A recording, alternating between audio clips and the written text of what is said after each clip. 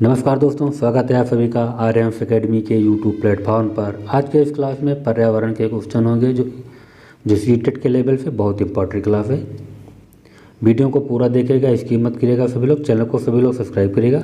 तो देखते हैं पहला क्वेश्चन। प्राथमिक स्तर पर पर्यावरण अध्ययन में सकारात्मक आकलन डैश को शामिल नहीं करता है। तो प्राथमिक स्तर पर जो पर्यावरण अध्ययन है वो सकारात्मक आकलन में शामिल नहीं करता है। तो देखते हैं, आपके एक ऑप्शन दिए गए हैं। शिक्षार्थियों की ग्रेडिंग और रैंकिंग के कारण, शिक्षार्थियों के अधिगम और रिक्तियों की पहचान, शिक्षार्थियों के कमियों की पहचान, शिक्षार्थियों के सीखने को बढ़ाने में। तो प्राथमिक स्तर पर पर्यावरण अध्ययन सकारात्मक में शामिल नहीं करता है। तो शिक्षार्थियों में ग्रेडिंग और रैंकिंग के कारण। तो आपका ऑप्शन फर्स्ट वाला सही होगा। नेक्स्ट क्वेश्चन देखते हैं। पर्यावरण अध्ययन की कक्षा में शिक्षार्थियों के व्यक्तिगत अनुभवों को महत्व देता है, शिक्षक को डैश लाभ पहुंचाता है। तो पर्यावरण अध्ययन में कक्षा में जो शिक्षार्थियों के व्यक्तिगत अनुभवों को महत्व देता है और शिक्षकों को लाभ पहुंचाता है। तो शिक्षार्थियों की भाषा और संप्रेषण कोशिकाओं को सुधारने और करने और परिमार्जित करने में, विषय में शिक्षार्थियों के अनुभव संसार से जोड़ने और विमर्श व सीखने को बढ़ावा देने में, उनकी ऊर्जा बचाने में, क्योंकि शिक्षार्थी बातचीत करना पसंद करता है, शिक्षार्थियों के विशिष्ट अनुभवों को जानने में। तो इस क्वेश्चन का ऑप्शन बी वाला सही होगा। विषय में शिक्षार्थियों के अनुभव संसार से जोड़ने और विमर्श और सीखने को बढ़ावा देता है। तो आपका ऑप्शन बी वाला सही होगा। नेक्स्ट क्वेश्चन देखते हैं। पाठ्यक्रम लचीला होना चाहिए, यदि ऐसा नहीं होता तो क्या करते। तो पूछा है जो पाठ्यक्रम वो लचीला होना चाहिए था, अगर जो ऐसा नहीं होता तो क्या करते। यह विद्यार्थियों में लोकप्रिय नहीं हो पाएगा। तो बिल्कुल सही है। या सामाजिक भावनाओं को प्रोत्साहित नहीं कर पाएगा। बिल्कुल सही है। यह विषय केंद्रित हो जाएगा। बिल्कुल सही है।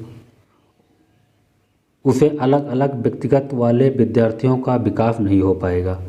तो आपका ऑप्शन डी वाला सही होगा। उसे अलग अलग व्यक्तित्व वाले शिक्षार्थियों में विकास नहीं हो पाएगा। तो आपका ऑप्शन डी वाला सही होगा। नेक्स्ट क्वेश्चन देखते हैं। विद्यालय में पर्यावरण शिक्षण की व्यवस्था आपके विचार से। तो विद्यालय में जो पर्यावरण की व्यवस्था, शिक्षा व्यवस्था है वो आपके विचार से होनी चाहिए। तो आपके ऑप्शन देखते हैं। विद्यार्थियों में पर्यावरण चेतना जगाने के लिए आवश्यक है। बिल्कुल सही है ये।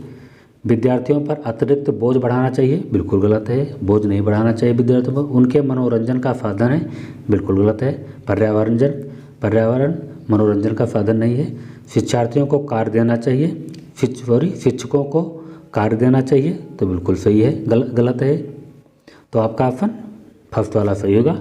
विद्यार्थियों में पर्यावरण चेतना जगाने के लिए आवश्यक है। पर्यावरण शिक्षक की व्यवस्था आपके विचार से होनी चाहिए। तो पर्यावरण चेतना जगाने के लिए आवश्यक है। तो फर्स्ट ऑप्शन सही होगा। नेक्स्ट क्वेश्चन देखते हैं। पर्यावरण विषय में बालकों की रुचि उत्पन्न करने के लिए क्या करना चाहिए। कहानी एवं खेल विधि से शिक्षण, विद्यालय की ओर से पुस्तकें उपलब्ध कराना, समय विभाग चक्र में पर्यावरण विषय के लिए अतिरिक्त कालांश देना, कमजोर छात्रों के लिए अतिरिक्त कक्षा की व्यवस्था करना। तो इस क्वेश्चन का ऑप्शन फर्स्ट वाला सही होगा। कहानी एवं खेल विधि से पर्यावरण शिक्षक की बालकों में उत्पन्न करने के लिए करना चाहिए। नेक्स्ट क्वेश्चन देखते हैं। कोशिका में भोजन का ग्लूकोज का ऑक्सीकरण कहाँ होता है। तो क्रोमोसोम्स में, कोशिका द्रव्य में, केंद्रक में, माइटोकॉन्ड्रिया में। तो कुछ क्वेश्चन का ऑप्शन कोशिका द्रव्य में, कोशिका भोजन का ग्लूकोज ऑक्सीकरण होता है। तो बी वाला ऑप्शन सही होगा। कोशिका द्रव्य में होता है। नेक्स्ट क्वेश्चन देखते हैं। फलों को कृत्रिम ढंग से पकाया जाता है। तो फलों को किसके द्वारा पकाया जाता है। Methane, ethylene, acetylene, sodium chloride के द्वारा। तो इस क्वेश्चन का ऑप्शन एथिलीन के द्वारा फलों को पकाया जाता है। तो बी वाला ऑप्शन सही होगा। नेक्स्ट क्वेश्चन देखते हैं। मधुमक्खी पालना कहा जाता है।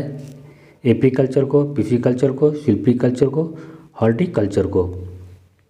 तो इस क्वेश्चन का ऑप्शन फर्स्ट वाला सही होगा। एपीकल्चर को मधुमक्खी पालना कहा जाता है। तो आपका ऑप्शन फर्स्ट वाला सही है। नेक्स्ट क्वेश्चन देखते हैं।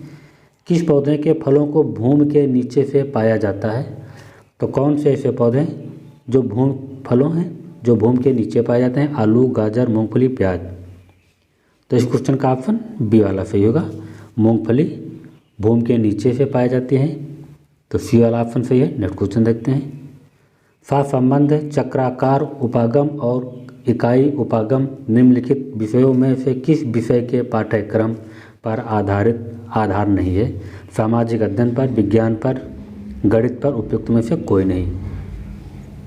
तो इस क्वेश्चन का ऑप्शन डी वाला सही होगा, उपयुक्त में से कोई नहीं।